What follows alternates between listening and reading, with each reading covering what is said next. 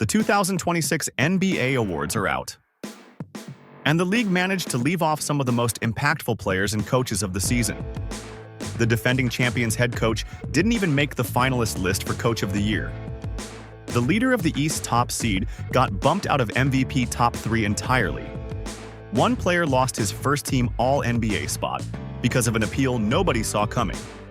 And the league's most surprising breakout season got buried entirely. Today, I'm ranking the 5 biggest 2026 NBA awards snubs. Let's get into it. At number 5, Deni Avdija of the Portland Trail Blazers. Avdija isn't a name most casual NBA fans were tracking this year, but the league's voters were tracking him. In the 2026 All-NBA voting, Avdija earned 26 voting points. That's more than any player outside of the official 15-man All-NBA roster. He had first-team, second-team, and third-team support from media members across the league. He still didn't make any of the 3 All-NBA teams. If you're enjoying the breakdown, hit that like button. It really does help the channel. This was a breakout season nobody outside of Portland was talking about. Avdija anchored a young Trailblazers team and became their primary scoring and playmaking option. He played most of the season at a level the voters clearly noticed. Voters know who he is. The ballot showed it. He just didn't crack the top 15. The Trailblazers' best player just had his best season and got nothing for it. That's a snub. At number 4, Karl-Anthony Towns of the New York Knicks. Last season, Towns was an All-NBA third-team selection. This season, he's not on any All-NBA team at all. He got 14 voting points in the 2026 All-NBA balloting.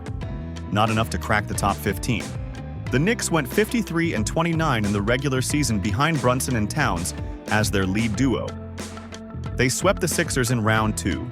They beat the Hawks by 47 points at halftime in a Game 6 closeout that set the NBA playoff record for the biggest halftime lead in postseason history.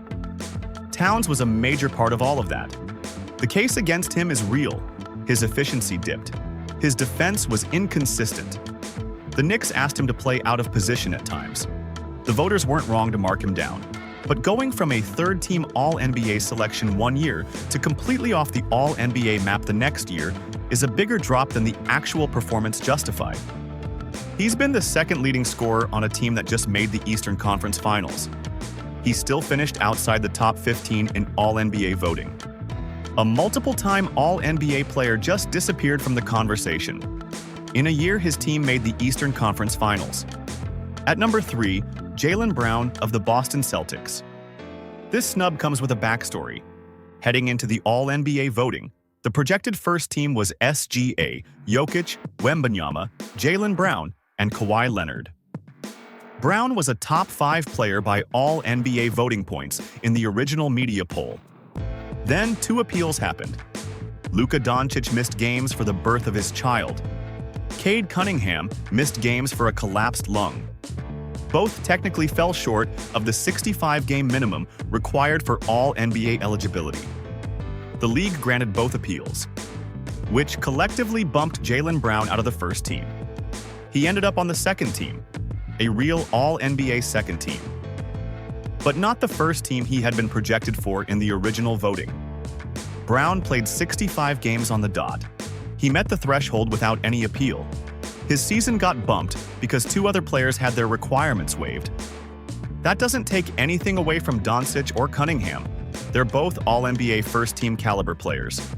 But it's hard to call Brown anything other than the most direct loser of those 2 appeal decisions. At number 2, Cade Cunningham of the Detroit Pistons. Cunningham just made his first All-NBA first team this season. That's not the snub. The snub is what didn't happen.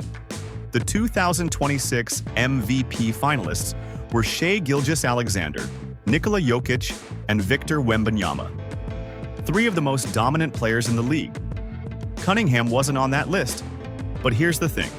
Cunningham led the Detroit Pistons to a 60-22 regular season. The Pistons were the number 1 seed in the Eastern Conference and hadn't won a playoff series in 18 years before the season. He's now an All-NBA first-team player. That puts him ahead of Jaylen Brown, Kawhi Leonard, Donovan Mitchell, Kevin Durant, and Jalen Brunson in the official voting. But somehow the MVP race got narrowed to 3 names, and Cunningham wasn't one of them. Which of these snubs do you think is the worst? Drop it in the comments. I want to see the disagreement. To make it worse, Cunningham had to formally appeal the 65-game minimum for all NBA eligibility because of a collapsed lung that cost him games this season. The league granted the appeal. He still made first-team All-NBA. He still didn't make the MVP top 3. It's hard to be the leader of the best team in your conference, an All-NBA first-team player, and not even make the MVP finalist conversation. That's a structural snub. And at number 1, Mark Daigneault of the Oklahoma City Thunder. Daigneault is the head coach of the team that won the NBA championship last season. He's the head coach of the team with the best record in basketball this season. He's the head coach of the reigning MVP. He already won Coach of the Year in 2023-24. He's not a finalist for Coach of the Year this season. The 2026 finalists are J.B. Bickerstaff of the Pistons, Mitch Johnson of the Spurs, and Joe Mazzulla of the Celtics. Each of those coaches has a real case for the award. None of them coached a defending champion to the best record in the league. The argument against Daigneault is the same one every defending champion's coach faces. The team was already good. The improvement isn't there to point at. Voters reward the biggest leaps, not the most sustained excellence. But that argument cuts both ways. The Thunder won the title last season. This season, they're back in the Western Conference Finals as the defending champs. That kind of consistency at this level is its own coaching achievement. Bickerstaff's Pistons. Turnaround is real. Mitch Johnson replaced Pop and got the Spurs to the WCF, but Mazzulla's Celtics blew a 3-1 lead in round 1 in the most historic choke in NBA history. Daigneault has a better resume this season than at least one of those finalists. He's not even in the conversation.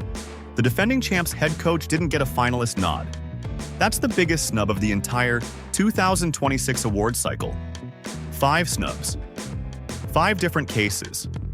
1 coach got buried as the defending champ. 1 player got buried despite leading the East's number 1 seed.